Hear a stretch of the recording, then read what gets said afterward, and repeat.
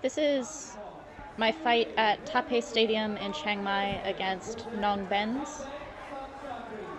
And this was for the Queens of the North promotion, which I was co-promoter of, and it was an all-female event with the women from the Muay Khao Summit that I hosted in Pattaya just before this, and then we all went up to Chiang Mai together.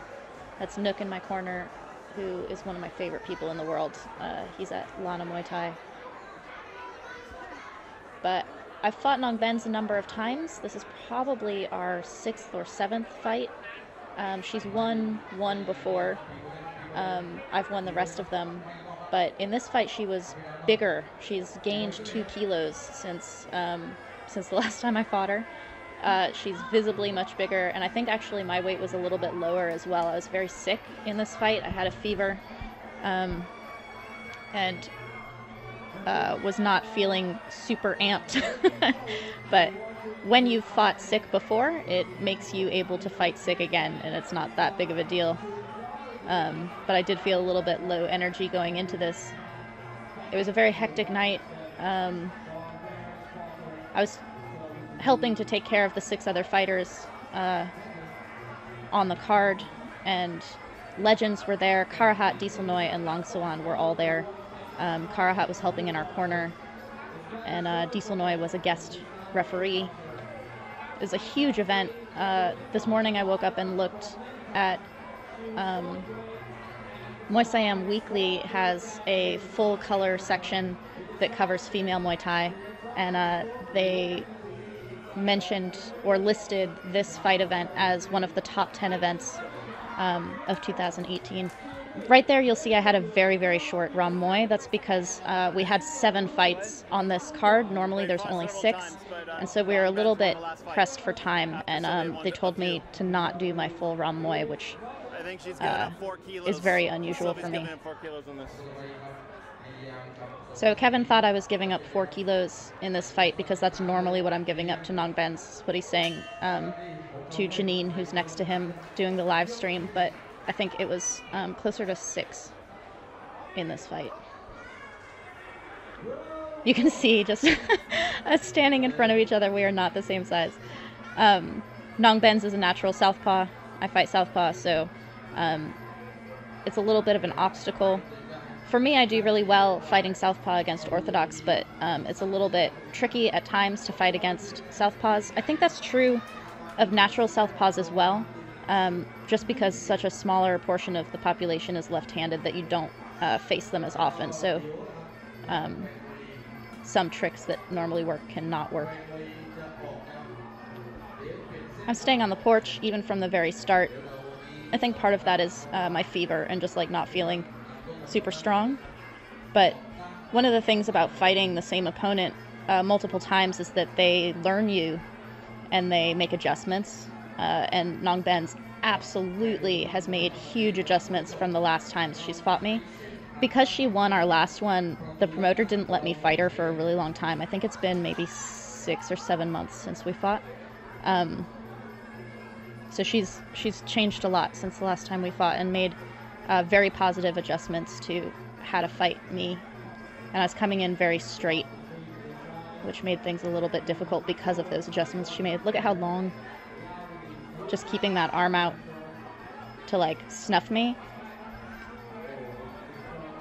When you trip in the ring, it's really important to look at what you tripped on as though it was completely the fault of the ring, like you slipped on something. Even if you actually get like tripped by someone, you'll see people wipe their feet to make it seem like they slipped. I'm kind of changing stance as I'm coming in because I'm staying too far back, I think, and when I do that, she's just kicking me into my open side with her power backside, which Karahat yelled at me about, I think, between every round.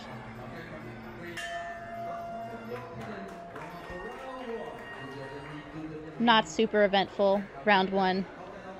That's Karahat. Looking awesome in the Muay Khao Summit shirt.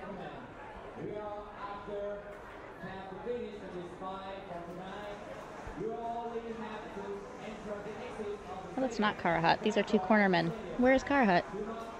I can't even see from here. There was a marathon happening outside that they were like setting up for.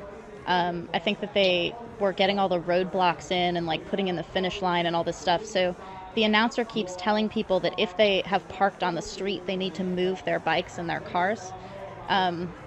It kind of affected the turnout for people being able to come in and watch this show. Not as many people were walking by because they'd closed off the street.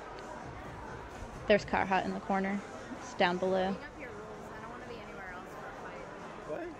It's been a while since Kevin's been up on the ring for my fights. He, once we got JD, he was always down on the ground, and so it changed the angle of where all of my fight videos are shot from. So having him back up on the ring, this is like old school. She has to start pressuring her. She's fighting from Nong Benz's range. So the times that I've beat Nong Benz, I basically wear her out. I've knocked her out a couple of times. I basically need to stay close to her and not let her have a couple of rounds to warm up at the beginning and stay really relaxed. But I'm not coming in on her the way that I need to. I'm kind of creeping a little bit. I'm trying to do like a forward block, I think, with that left leg, but I keep actually stepping down on it instead of putting it back. But she's kind of just trying to hold me in the clinch, and I'm scoring, which is good. But I need to move her, especially as the smaller opponent. It looks like she's just swallowing me when she grabs me. So as the smaller opponent, I need to like move her and show my power in those situations. Oh, it's a long kick. So I'm kind of in like max guard. I'm keeping my hands way up and too tight. So because they're so tight like that, she can just push on it and keep me at bay. It's kind of like when you see like the older brother just putting his hand on like little brother's forehead and little brother's like swinging at him. It looks like that because of our size difference, and she can stay looking really composed.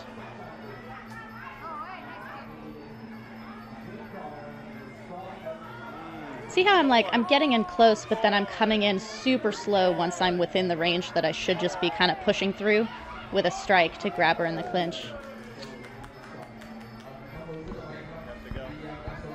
Kevin's saying I have to go. He can see that I'm kind of creeping and going too slow, so Nong Benz is not really being pressured. Her performance is making it look like she's controlling all the movement in this fight. Oh, you can hear her. Ooh, she's like throwing a knee into me.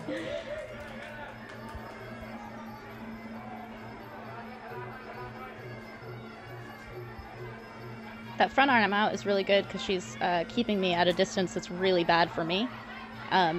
It's super easy to solve, but not necessarily while you're in the fight. Like, my perspective was not picking up on how to solve that issue. I was just being kind of annoyed by it. These lights in the corner at Taipei are super hot.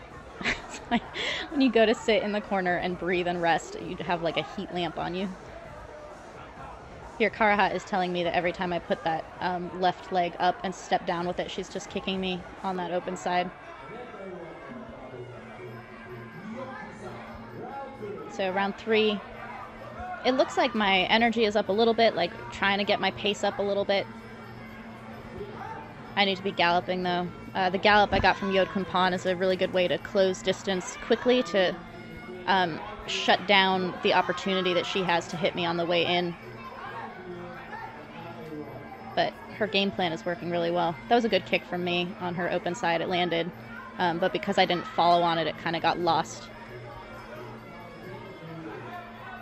This is one of the things about, like, it's not about perfectly every strike you land on a calculator. It's about the effect of those strikes and how you perform them. Like, Muay Thai is such a performance art.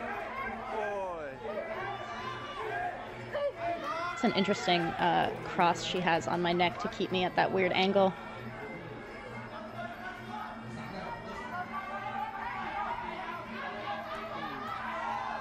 So my leg kick versus her middle kick, I lose. Those are not the same point. They don't score the same. I think because I'm so far away is why I'm going after her legs. I don't really middle kick that much anyway, but to step in and close in that space is necessary for those middle kicks.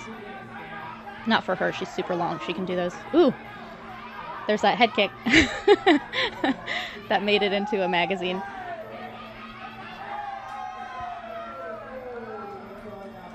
These exchanges are a little bit, I think she got me with a really good knee right there in the solar plexus.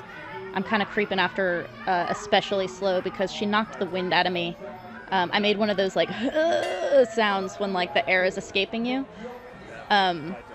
It's probably the best shot she's ever landed on me. It definitely, if I'd responded differently, she probably could have capitalized on it. I was a little bit afraid that if she landed another one right on top of it, even if it wasn't that strong, that could definitely knock someone out, meaning knock me out. But I've been hit like that before in fights, a knee straight into the solar plexus where you cannot breathe. And if you don't let your opponent know how bad that was, usually you can recover and get away from it. But that's why it's so important in how you train to not show and demonstrate the effect of what your trainer's doing or your sparring partners or how tired you are or what a bad mood you're in or any of those things. You have to practice those things because you are, whether you mean to or not, practicing alternatives if you're showing your fatigue and your effect all the time. That's Dang down there by the ropes. So Kevin is saying to Janine that I've waited too long to start clinching. So now I basically have to climb in each round, and by waiting so long to start clinching, I haven't worn Nong Benz out, and it changes the story arc of how my clinching is going to look coming in late to the game rather than having been from the get-go. Oh man, our size is so evident when we're right in front of each other like that.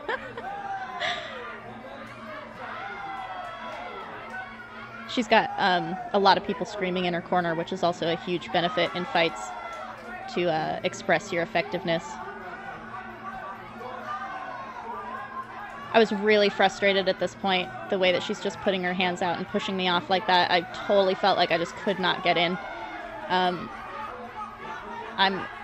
visibly expressing that frustration slightly less than I was feeling it, but it was pretty awful. And then she just keeps landing that left knee. That's a really big score. Oh, high kicks, man. See how I've got my spike guard up, which is really good, except she's not punching. If she were punching, she'd be landing on my elbows, which is what that's for. But because I'm just leaving it up and she's just pushing on it, it's working against me instead of for me. It's not a bad technique. It's just not the right technique to be using at this moment. I should actually be pushing her arms out of the way. I'm coming in really straight. Oh, those knees are scoring, though. This is round 4 already, so this is pretty hard to recover from. She's way in the lead here. There we go. Once I get in on her. The ref is kind of breaking it for no reason. We were both being active. There's no reason to break that clinch at that point. So it goes. But being more active makes that look more egregious. Oh, do you see how I'm just standing like at the wrong range and like trying to burst in instead of using actual timing or just closing the distance? But here I get a pretty good low clinch on her and I keep scoring. It's end of the round, but that also didn't need to be broken. I was not grabbing so low that that needed to be broken, and I was being active. But, so this is going into round 5 now. I have a very steep hill. Baby, have fun. Have fun. Kevin knows I already lost, so he's telling me just to have fun, which I was not, for sure. This was not a fun fight for me.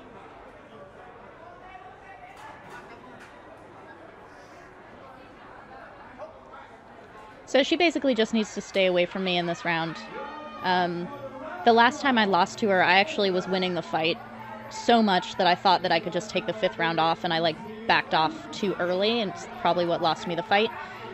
So she's being good in not backing off immediately, even though she's been fighting backwards this entire fight. She's staying in probably for like 30 seconds to a minute, and then she can back off, even though she's so far ahead. But in having changed that plan, I'm coming in a little bit better because she's staying in one spot. They're just telling her to teep because she doesn't actually have to score. So you'll hear her corner yelling teep. Ugh. It's like being bounced off of a wall or something. So here I'm trying to throw her or move her or something.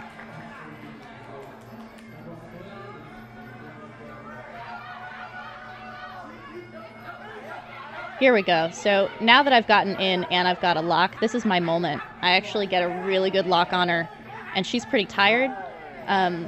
So I'm able to kind of keep her a little bit still while I'm still scoring. This is my biggest moment in the fight. And when I wrote about this in Muay Siam, they talked about how I almost knocked her out in round 5, but it just wasn't enough. I don't know why he's breaking it there. Kevin's saying to come off of the ropes. The ref couldn't have broken it if we were in space right there. But this is closing the gap a little bit. You can see how excited her corner is. They're saying to just keep kicking me because I've done well now with that clinch exchange. So she's not as easy to like just keep going backwards. But I basically need to put her on the ground or knock her out or something. I don't know why the ref broke there. So not enough. But at least a very strong finish. Diesel Noy yelled at me after this fight really hard, saying that one, the referee was breaking the clinch too fast, which I have no control over except maybe staying in the middle of the rope or off of the ropes more. But he was also like, if you could go and clinch the way that you did in round 5, why didn't you do that earlier? Which is totally what you learn from fights like this is if you wait too long or the timing is off, it can have a huge effect.